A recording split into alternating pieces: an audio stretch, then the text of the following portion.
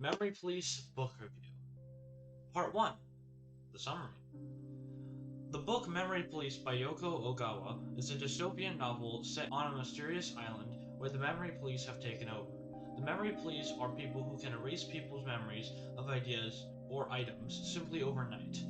A cool fact about this book is that none of the characters have names, except for one character, who I'll talk about later.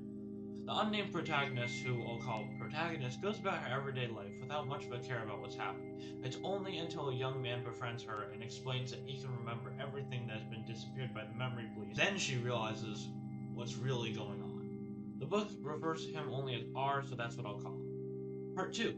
Characterization. While many characters do show up in this book, there are only 4 main characters: the protagonist, Old Man, R, and of course, our friend, the memory police. Not our friend.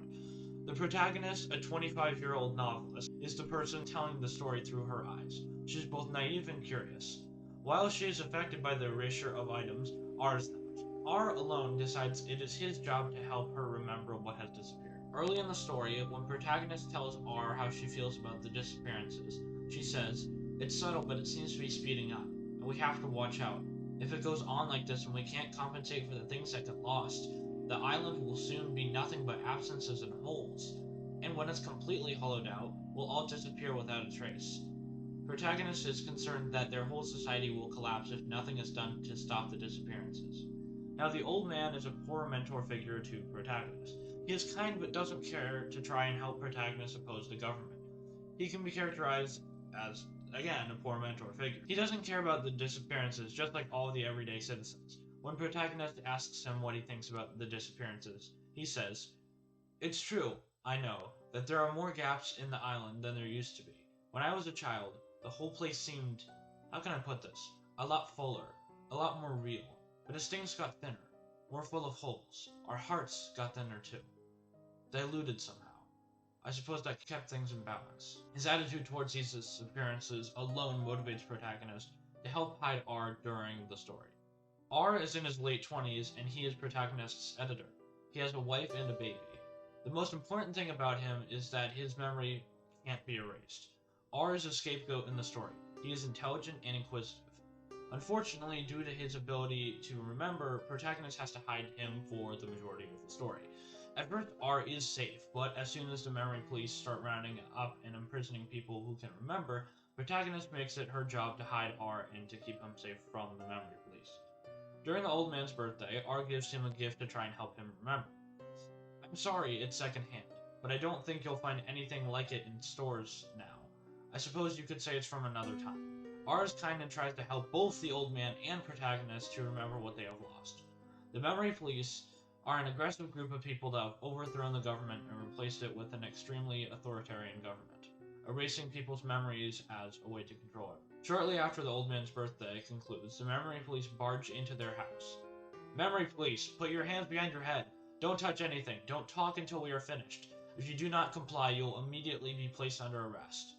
The memory police are impatient and ruthless as they continue their investigation. Part 3. Genre. Dystopian definition.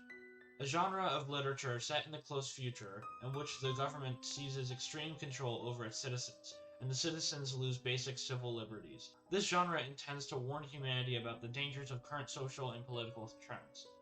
There are 8 genre traits for dystopian novels. They are: protagonist is one of them, gross inequality or illusion of equality, surveillance, community prioritized over individual, entertainment as a distraction, scapegoat individuals or communities, authoritarianism, and erasure of the past or re-education. Gross inequality is when a society prioritizes the government and government officials' needs before the citizens' needs. During a prolonged winter, the protagonist is forced to buy groceries for R and the old man. While walking to get groceries one day, she notices that the memory police roamed the town in trench coats and boots. The coats were made out of material that looked soft and warm, and the collars and cuffs were trimmed in fur that had been dyed deep green. You could have searched every clothing store on the island and never have found such elegant coats. The citizens are suffering and are forced to stay inside due to the cold and lack of equipment necessary to deal with the temperature. Surveillance is when a government keeps a watchful eye on the city. After protagonist and R celebrate the old man's birthday, the memory police do barge in. One after the other, they searched the kitchen, the dining room, the living room, the bath, the basement. Some of them moved furniture while others tapped on the walls. The memory police have been raiding multiple houses street by street. The memory police spy on the citizens and wait for probable cause to raid their house in search of anything suspicious that could tie them to remembering things that have been disappeared. Authoritarianism is when a government makes all the decisions for the country. When protagonist is asking R why they take people away, he says, "The island is run by men who are determined to see things disappear.